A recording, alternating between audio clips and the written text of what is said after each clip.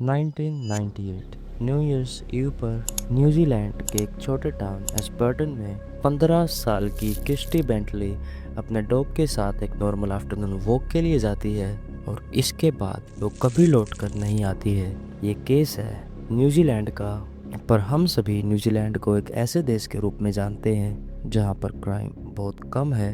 पर 1999 में न्यूजीलैंड में एक ऐसा केस हुआ था जो आज तक न्यूजीलैंड को हॉन्ट करता है और ये केस था 15 साल की क्रिस्टी बेंटली का। क्रिस्टी बेंटली का जन्म 18 जनवरी 1983 को क्राइस्ट चर्च में हुआ था। क्रिस्टी फैमिली की सेकंड चाइल्ड थी। उसकी मदर का नाम जिल था और उसके फादर का नाम सिड था और उसका एक बड़ा भाई था जिसका नाम जॉन था और वो क्रिस्टी से 3 साल बड़ा था। और जो बेंटली फैमिली थी वो रहती थी न्यूजीलैंड के साउथ आइलैंड के एक छोटे से टाउन एस्पर्टन में और क्रिस्टी वहीं एस्पर्टन कॉलेज में पढ़ती थी जहाँ उसके काफ़ी सारे दोस्त थे। और क्रिस्टी के दोस्त और टीचरों ने उसको डिस्क्राइब किया है as honest and creative. Christy को ड्रामा क्लासेस और पोइट्री का शौक था और वो अपने इन्फेक्टियस लाफ और अपनी स्ट्रॉन्ग पर्सनैलिटी के लिए जानी जाती थी। और अब वो 15 साल की थी और वो अपने ही स्कूल के एक लड़के ग्रैम को डेट कर रही थी और वो अपनी इस रिलेशनशिप के लिए काफ़ी ज़्यादा एक्साइटेड थी। 31 दिसंबर 1998 उस दिन थर्सडे था और न्यू ईयर्स ईव पर ये एस्पर्टन का बिल्कुल शांत और गर्म दिन था। अब उस टाइम पर छुट्टियां चल रही थी और ये दिन भी क्रिस्टी के लिए एक नॉर्मल छुट्टी थी, पर इस दिन वो काफ़ी ज़्यादा एक्साइटेड थी। अब उसका एक्साइटेड होने का रीज़न था कि आज रात को उसकी फैमिली के साथ डिनर पर उसका बॉयफ्रेंड ग्रैम आने वाला था और इस चीज़ को लेकर वो काफ़ी ज़्यादा एक्साइटेड थी। क्रिस्टी की बेस्ट फ्रेंड थी ली एने और उसी दिन करीब सुबह के 10:30 बजे क्रिस्टी ली एने से मिलती है एस्पर्टन लाइब्रेरी में। उन दोनों ने अपनी लेट मॉर्निंग को साथ में बिताया, उन्होंने बातें की, उन्होंने बची हुई छुट्टियों की प्लानिंग डिस्कस की और फिर करीब 12 बजे ये दोनों लड़कियां मैकडॉनल्ड्स गई लंच के लिए और फिर इसके बाद उन दोनों ने वहीं पर एक लोकल स्टोर पर शॉपिंग की और फिर इसके बाद 2:30 बजे ली एने की बड़ी बहन क्रिस्टी को उसके घर ड्रॉप कर देती है और यहाँ पर सब कुछ बिल्कुल नॉर्मल था। क्रिस्टी बिल्कुल खुश थी और वो रात के लिए काफ़ी ज़्यादा एक्साइटेड थी। तब क्रिस्टी घर आती है तो उस टाइम पर उसकी मॉम जॉब पर थी और उसके फादर भी घर पर नहीं थे। उस टाइम पे घर पर उसका बड़ा भाई जॉन था और उस टाइम पर बस उसका बड़ा भाई ही घर पर था। और फिर 2:38 पर क्रिस्टी ग्रैम के घर फ़ोन करती है, पर उस टाइम पर ग्रैम घर पर नहीं था। तो उसने एक मैसेज छोड़ा था जिसमें उसने ग्रैम को कॉल बैक करने के लिए कहा था। और करीब 3 बजे क्रिस्टी अपनी फीमेल लेब्राडॉग एबी के साथ एक नॉर्मल आफ्टरनून वॉक के लिए जाती है उसी रूट पर जहां वो डेली जाया करती थी एस्पर्टन रिवर के पास। और क्रिस्टी ने एक ब्लैक सिंगलेट डाली हुई थी, ब्लू और वाइट सैरोंग और कोलोराडो सैंडल्स। और इसी टाइम पर क्रिस्टी को एक नेबर ने एबी के साथ जाते हुए देखा था और ये वो आखिरी विटनेस थी जिसने क्रिस्टी को देखा था। और इसके बाद जो सारी चीज़ें हैं वो डिटेक्टिव्स की एजम्पशंस हैं। अब जो आगे उसके साथ हुआ था वो किसी को नहीं पता क्या हुआ था। कोई विटनेसेस नहीं थे, कोई फ़ोन कॉल्स नहीं थी, कुछ नहीं था। अब 4:30 बजे ग्रैम कॉल बैक करता है और फ़ोन को जॉन उठाता है और उस टाइम जॉन को ये रियलाइज़ होता है कि क्रिस्टी अभी तक घर नहीं आई है।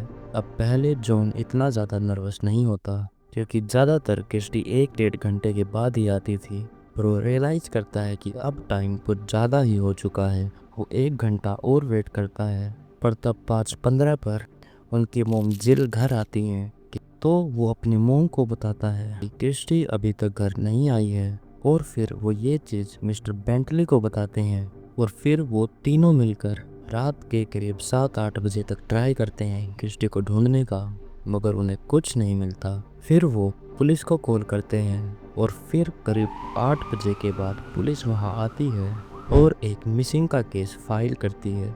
और अब यहाँ पर काफ़ी सारे सिनेरियो बनाए गए थे कि क्रिस्टी के साथ क्या हुआ था। पर मैं आपको एक सिनेरियो बताता हूँ जिसके 99.9% चांसेस हैं कि ऐसा ही हुआ था। तब क्रिस्टी अपने लोग एबी के साथ वहाँ पहुँचती है एस्पर्टन रिवर के पास। तो वहाँ एक आदमी था जिसके पास ग्रीन वैन थी और पीछे से उस आदमी ने क्रिस्टी को किसी मजबूत चीज से पीछे से क्रिस्टी के सिर पर हिट किया, जिससे क्रिस्टी की वहीं पर डेथ हो गई थी। और फिर काफ़ी ज़्यादा चांसेस हैं कि उस आदमी ने क्रिस्टी को सेक्सुअली असॉल्ट भी किया और वो फिर क्रिस्टी की बॉडी को अपने साथ ले गया और वहीं पर उसने एबी को झाड़ियों में एक पेड़ के साथ बांध दिया। मगर ये तो बस एजम्पशंस थी। अभी आपको कुछ समझ नहीं आ रहा होगा, पर जैसे जैसे आप वीडियो में आगे बढ़ेंगे आपको सारी चीज़ें धीरे धीरे समझ आ जाएंगी। इस केस में इतनी ज़्यादा स्ट्रेन चीज़ें थी जिसके कारण ये आज भी अनसॉल्व्ड है। और फिर अब अगले दिन पुलिस की पूरी टीम आती है जिसमें बहुत सारे एक्सपर्ट्स थे और फिर वो उस जगह की बिल्कुल अच्छे से तलाशी लेते हैं और कई देर ढूंढने के बाद करीब 10 बजे पुलिस को वहाँ घनी झाड़ियों के बीच एबी मिलती है, एक पेड़ से बंधी हुई। एबी जिंदा थी और वो इतनी ज़्यादा डरी हुई थी कि वो कुछ भी रिएक्ट नहीं कर रही थी। और फिर कुछ देर बाद वहीं पर 20 मीटर दूर झाड़ियों में पुलिस को एक ब्लैक अंडरवेयर और ग्रीन बॉक्सर शॉर्ट्स मिलती हैं और ये दोनों चीज़ें क्रिस्टी की थी। और ये चीज़ देखकर पूरी बेंटली फैमिली काफ़ी ज़्यादा डर जाती है। और फिर इसके बाद पुलिस उस पूरे एरिया को दिन रात सर्च करती है, मगर वहाँ पर इन दो चीज़ों के अलावा और कुछ भी नहीं मिलता। और फिर ये केस मीडिया में भी आ गया था और पूरे देश में इसकी बात हो रही थी। हर जगह बस मीडिया में मिसिंग टीनेजर की ही बात हो रही थी।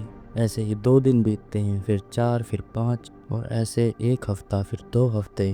पुलिस को कुछ भी नहीं मिलता। उन्होंने उस पूरे एरिया को बिल्कुल ध्यान से बार बार चेक किया था। और फिर 17 जनवरी को 2 आदमी कैंप गली में किसी पौधे को ढूंढ रहे थे और वहाँ झाड़ियों में उनकी नज़र पड़ती है एक डीकम्पोज्ड बॉडी पर। वो पुलिस को कॉल करते हैं और पुलिस वहाँ पर आती है। और ये जगह कैंप गली एस्पर्टन से करीब 40-45 किलोमीटर दूर थी और ये बॉडी मिली थी स्टेट हाईवे 72 रकाया गोर्ज ब्रिज के नीचे झाड़ियों में। और फिर पुलिस वहाँ पहुँचती है और वो देखती है इस डीकम्पोज बॉडी को जो बिल्कुल पत्तों से ढकी हुई थी। और फिर पुलिस देखते ही समझ जाती है कि ये बॉडी क्रिस्टी की है, क्योंकि वो बॉडी उस सेम ड्रेस में थी जो उस दिन क्रिस्टी ने पहनी हुई थी। बॉडी ने अभी भी ब्लैक सिंगलेट, ब्लू वाइट सैरोंग और कोलोराडो सैंडल्स डाले हुए थे, पर अंडरवियर मिसिंग थी। अब बॉडी को हॉस्पिटल ले जाया जाता है और वहाँ डॉक्टर बताते हैं कि ये बॉडी पिछले 17 दिन से वहीं पर थी और उसके सिर पर एक बहुत गहरा चोट का निशान था, इतना गहरा कि पूरा स्कल बिल्कुल टूट गया था। और बॉडी इतनी ज़्यादा डिकम्पोज्ड थी, फेस बिल्कुल डिकम्पोज्ड हो चुका था, पर कपड़ों की एविडेंस से ये कंफर्म कर लिया जाता है कि ये बॉडी क्रिस्टी की ही थी। और फिर ये केस एक मिसिंग पर्सन केस से एक मर्डर केस बन जाता है। बॉडी को फैमिली को सौंप दिया जाता है और फिर क्रिस्टी का फ्यूनरल होता है और इस फ्यूनरल में बहुत सारे लोग आए थे। इस फ्यूनरल को लाइव टीवी पे भी दिखाया गया था। पर अब यहाँ से इन्वेस्टिगेशन शुरू होती है। अब पुलिस पूरी तरह कंफ्यूज्ड थी, क्योंकि जहाँ अंडरवेयर मिली थी और जहाँ बॉडी उनके बीच में 40-50 किलोमीटर का गैप था और साथ में एबी का बिहेवियर। पुलिस ने सब कुछ ट्राई किया, क्रिस्टी के फोटोग्राफ्स दिखाई एबी को, बार बार उसका नाम लिया, पर एबी इतनी ज़्यादा डरी हुई थी कि वो कुछ भी रिएक्ट नहीं कर रही थी। अब पुलिस अपनी इन्वेस्टिगेशन स्टार्ट करती है तो वहाँ बहुत सारे लोगों के इंटरव्यूज़ लिए जाते हैं। उनमें से एक छोटा बच्चा बोलता है कि मैंने वहाँ एक ग्रीन वैन को देखा था। वैसे ग्रीन वैन्स तो करीब 100 से भी ज़्यादा थी वहाँ पर, तो पुलिस चाह कर भी उसको ढूंढ नहीं पा रही थी। पर पुलिस को शक था क्रिस्टी के डैड और उसके भाई पर भी, और पूरी पब्लिक की नज़रों में जो सस्पेक्ट था वो जॉन था। पुलिस बार बार जॉन से ये सवाल कर रही थी कि तुम ही वो आखिरी इंसान थे जिसने क्रिस्टी को देखा था और तुम्हें ये भी पता था कि वो लेट हो चुकी है, पर फिर भी तूने 1 घंटे वेट क्यों किया। और दूसरा सस्पेक्ट था क्रिस्टी के डैड सिड। पुलिस उनसे सवाल करती है कि आप पूरे दिन कहाँ थे, क्योंकि उस दिन सिड भी घर पर नहीं थे और सिड नेवी से रिटायर्ड थे। पर सिड कहते हैं कि मैं अपनी दवाइयाँ लेने गया था पर बाद में फोरेंसिक जांच से ये कंफर्म हो जाता है कि सिड और जॉन का कोई रोल नहीं था इस चीज़ में। पुलिस ये तो जानती थी कि ये जिस किसी ने भी किया है वो वहीं आसपास का रहने वाला है, क्योंकि जिस तरह के रास्तों से क्रिस्टी की बॉडी को ढूंढने जाना पड़ा था, ऐसे रास्तों की नॉलेज सिर्फ एक लोकल को ही हो सकती है। अब केस को करीब 15 साल बीत गए थे और सिड कैंसर की लास्ट स्टेज पर थे।